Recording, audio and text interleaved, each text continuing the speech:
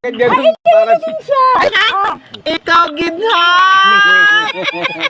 Unsay ginahambal mo na ha? Kolera yawa ka gid.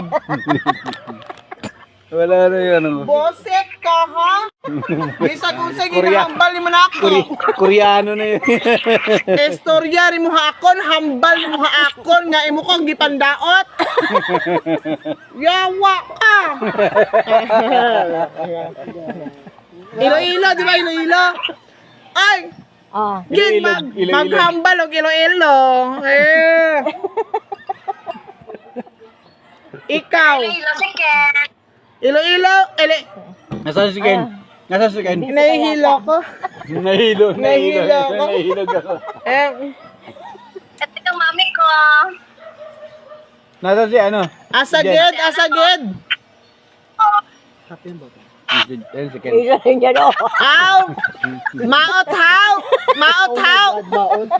Naon sa banaw ay. Maot haw! Maot!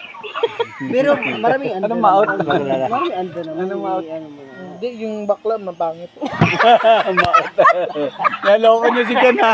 Niloko nila si Ken. Mamaya sabihin mo kay Ken yan. Oh. Haot nga bayot, ged! Guys, Gusto nila. Saya, sila lang eh. saya maot nga bayot. Ikaw ra ha ako na palanggaan. Langga! Langga! Ali, kay palanggaon ta ka. Takot na ng ano ko rito sa mga to. Ano man, oy? Ito yung mami ko, oh. Yeah. Pakita ko dai. Effect siya bubo. Uy, kanino na? Itsura bubo. May tsura si Ken. Pogi. Kinsa mami ni mo dai. Kung makita mo si Ken, alam mo, pero ang problema ito nga. Sumali ng... Palantawa ko sa mami ni mo dai. Ito rin naman eh. Ito rin oh. Buti nga. Putang ina, parang binawalang niya mo si Ken. Alam, utang ina niyo. Diba?